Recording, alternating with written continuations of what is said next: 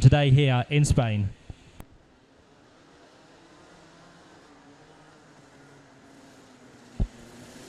So then junior time once more here at the Lucas Guerra circuit in Spain, and the way the grid lines up for these juniors is going to be exactly like the previous two after that qualifying session yesterday. We're going to see Luca Leistra with one win so far here at the circuit. He is going to start from pole position once more, but now in trickier conditions. Alongside him is going to be Jason Ferrate in kart number 33. Then back to row number 2, we've got another winner so far today, which is Tijman van der Helm. Alongside him is going to be the likes of Javier Hansma, who's been quick, he's been very rapid, and he's another man trying to get to the top spot. Back on row 3, we then have Mike Van Voogd and Marcel Chamax. Onto row 4, it's going to be Sylvester Alexa Jarvis with Petro Wisnicki alongside. The two poles have done very well so far today to finish inside the top 10. Then on to row number 5, we've got the local lad, the Spaniard, who may struggle in these wet conditions. We'll have to wait and see. Joseph Vea. Alongside him is going to be Bent Valant. Then on to row number 6, it's going to be Maz Rice with Kobe Pauls, the Belgian racer.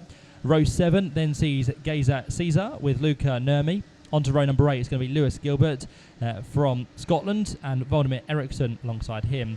Then to row number 9, we've got Alexander Desbekian with Papshin Krajeveld alongside. Back onto row 10, we have Rick Bethorn and Jan Malacek. Just outside the top 20, row number 11 is headed by Benz Toujon and Hugo Gazil. Row number 12 then sees Guilherme de Oliveira with Frederick Yurik. Row 13, the penultimate row of the grid, is Leventi Lesonsky with Christopher Sasha. And then the final place on the grid is going to be taken by that of Ali Largim in kart number 12.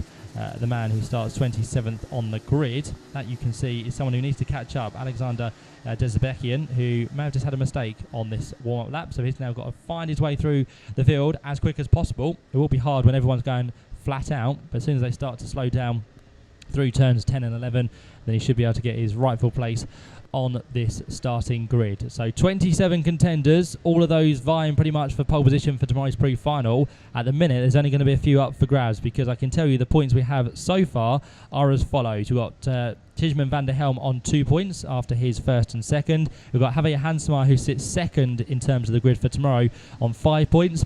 Jason Ferrati has 7 points and will be starting third as of now. Luca Leistra has 8 points, will be starting fourth. Mike Van Voogd is then fifth. And then you've got Joseph Vea with Pietro Wisnicki 7th, and the likes of Sylvester Alexa Jarvis in 8th place. So that's all going to be shaken up, I'm sure, over the next 7 laps for the juniors. This is our final heat of the day here at Valencia in Spain. Which way is it going to go? We've had 2 different winners so far. Can we get a third as the lights go out? And away we go with the juniors down towards the first corner. Who makes the best of the starts? Well, Luca Leistra has the inside line. Everyone trying to squeeze through the spray and get themselves the best line in towards the first corner. You run very, very wide indeed, but not too bad, because the grip will be out there. There's one on the grass as they come back towards us in towards turn number 3, and that was the car of number 29 by the looks of it. It gets very congested. Lewis Gilbert was the man off at turn number 1, but change for the lead, because going through there is that Tijman van der Helm, who's got the jump over our pole sitter. Yes, it has. Tijman van der Helm goes through, but looking to fight back there is Luca Leistra on the inside run through turn number 7, but he can't quite get the car down the inside line. So the top 2 breaking away already at the first half of this lap as they work their way in towards turn number 9. It's going to be the lead for that of Tijman van der Helm. Luca Leistra, the poleman, second. But look at that. They're all squabbling for grips. Try and find where the best lines are around this circuit, especially with the wet conditions. It's going to get a lot harder as they work their way onto the back straight. I think they're all safely through the right-hander at turn 10. Here come our leaders, top 2 together, down in towards the final chicane to complete lap number 1. And we'll give you a good running order of who has done well out of the first lap and who has struggled. There in third place is going to be 33, which is Jason Ferrati from the outside of row number 1. Fourth place, I'll just pause there a minute, because it looked like Luca Leistra was going to try and get back past, but he doesn't quite have enough speed to get through, or enough of a toe on the back of Tijman van der Helm, so he stays there in second. Jason Ferrati, as we said, in third place. Fourth place in is Javier Hansemeyer, and that could just about be changing now, because also coming through there is going to be the kart of Mike Van Voogd by the looks of it. So Mike Van Voogd is loving these wet conditions. Now finds himself up into third place from 5th. Just 2 corners or 3 corners to go. So Mike Van Voogd is on a charge. Javier Hansemeyer now struggling in 4th place. 5th place is the likes of Jason Ferrate. Pietro Wisnicki is behind that. And then you've got the likes of Kobe Pauls just ahead of number 21, which is Luca Nurmi. And then the rest of the pack come through inside the top 10 just to get themselves into some saleable order and get themselves a good grid position for tomorrow's pre-final. But they all turn their way through nicely once again. Doesn't look like we've lost anyone on this lap. So they're doing well. Gap at the front is starting to extend because Tijman van der Helm has just done the best of anyone in sector number 2. So Tijman, he's not just trying to win this race, he's going to try and pull away as best as possible as well. There's drama at the chicane.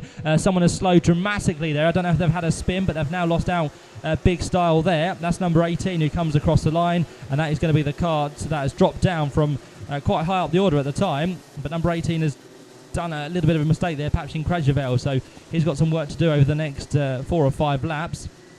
But no change out front between the top two. 4:10 separate Tijman van der Helm and Luca Lystrup. Mike Van Vook now in 3rd place. How is his lap times doing? Not too bad, but he's 1.9 seconds behind the top two is Mike Van Voogd. So he's got to try and press on now. He needs Javier Hansemeyer to work with him to catch up those ahead. So let's see what they can do in 3rd and 4th places. 5th place then for Jason Ferrate. 6th place is still that of Pietro Wisnicki.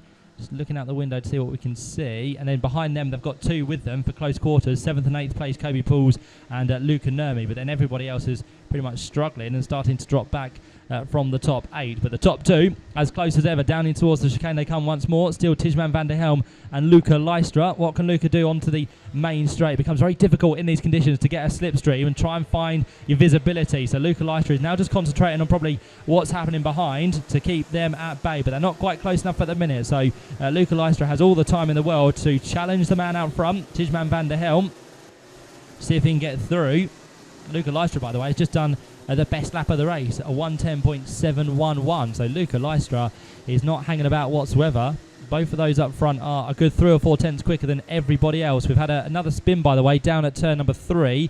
That looks to be the kart of number 58, I think that was, on our screen. There were 56, maybe. Marcel Chamax, I think, has just made a mistake. So he has dropped again quite a few positions to the rest of the field. He was 10th at the time, and I think he's now probably dropped down outside the top 20 by the looks of it. Tricky conditions continue then, especially for the leaders. They're going to have to deal with the worst of the condition out front in terms of they'll be the first people to arrive on the even slipperier track conditions. But Tijman van der Helm continuing to extend the gap now. He's just done the best of anyone in sector 2, which is going to put a few more tenths of a second between himself and Luca Lystra, which is always handy, always helpful to keep yourself in a good position. So Tijman van der Helm, Luca Lystra, your top 2. Mike Van Voogd is still 3rd. 4th place is going to be that of Javier Hansemeyer. 5th place then for Jason Ferrate, who's just lost out on that previous lap. And then behind you got the likes of Luca Nurmi, Pietro Wisnicki, Sylvester Alex Jarvis and Papshin Krejeveld just inside the top 10. With now the 4th lap completed, there is confirmation of the quickest lap on the previous encounter from Tijman van der Helm, the man who leads this race in kart number 13, a 1:10.370. There's Mike Van Voogd, followed by Javier Hansemeyer. Both of them on for some solid results and would put them, I think, with inside the first couple of rows on the grid. So that's all important. As long as you're there or thereabouts for the pre-final, you can then hopefully have a better day on Sunday if you haven't had the best of days today. So that's what they'll all be looking for as of now. There go our top 2 then, onto the back straight once more. Working our way down towards the right-hander at turn 12. Flat out, of course, turn 12. Even in these conditions, you're not really lifting off whatsoever. So let's see now what the gap's going to be between the top 2. It was 0.6 of a second. Oh, a little bit wide there from Luca Lystra. Almost lost the back end, but in the process, just lost a few tenths of a second to Tijman van der Helm, who has now gone and done another quickest lap of the race, a 1:10.319. So it may be getting wetter out there, but it's not putting off the race leader whatsoever. Tijman is still pushing as hard as he possibly can. There's the fight for 4th place, by the way. That's Javier Hansemeyer and number 22 now, which is Kobe Poole. So Kobe's managed to claw some ground back in this race. Now all over the back of Javier Hansemeyer, in towards the right-hander. Through he goes. Is he wide on the exit? Yes, he is. Javier Hansemeyer fights back, and there's a bit of nudging, bit of barging going on there from the two. Always fair in love and war between those two as they work their way through, and just catches the rear end there on the white line, which is treacherous, as we know, and it has got a few people out so far today. So they are fighting for 4th and 5th. A late turn in there from Javier Hansemeyer, but seems to work for him. Of course, loads of rubber on the outside of the track will just give you that little bit of a pull you need and keep you in the right direction. So Javier Hansemeyer searching for that sideways, almost like that drifting through the corner there for 4th place. They work their way down the back straight.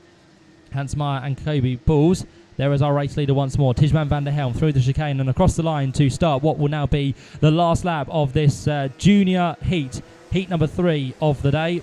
And of course, this will set the grid for tomorrow's pre-final. There's the fight for 4th place continuing then between the two that we've mentioned, Hansemeyer and Kobe Pauls. Pauls down the inside line. Does he keep it onto the apex? Just about there. Kobe Pauls has done the job, and he gets himself now through ahead of Javier Hansemeyer up into 4th place. And that could be the difference between either 3rd on the grid or possibly 5th on the grid. It can all really change if it goes your way. But I think Kobe Pauls has had a pretty poor couple of heats before this, and it's just going to upset him now. Of course, the wet weather favours him, the early conditions possibly not. So Kobe Pauls now had a 23rd in the first heat, and in the earlier heat we had just before the lunch break, Kobe Pauls was again a little bit further down the order than expected. But there's no stopping Tijman van der Helm. With the previous results, he's had a 1st and a 2nd. This one's looking to be like a win as well, as he works his way onto the back straight for the last time. Can he hold off the likes of Luca Lestra? He's got enough in hand. 1.3 seconds the gap sits at. Down towards the final corner. One more turn to go.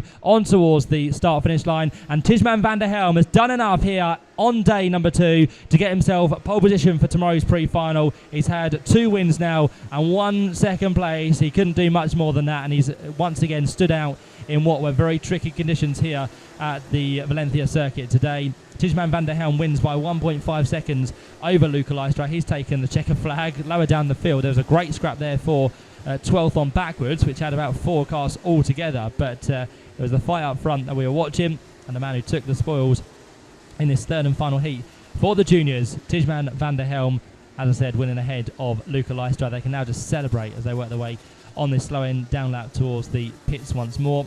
So behind the winner was Luca Lestra for Boovin Power. 3rd place then again, another great result for Mike van Voogd. He was with JJ Racing. 4th place then for Kobe Pauls. 5th place for Javier Hansemeyer. The Belgium's doing well inside the top 5. Luca Nurmi was 6th. Jason Ferrati in 7th. Then you had Papchin Krejeveld in 8th. Sylvester Alexi Jarvis in 9th. Pietro Visnicki the pole in 10th. And then behind that you got the likes of Mads Rees, Geza Caesar, Jan Malacek in 13th. Lewis Gilbert was 14th.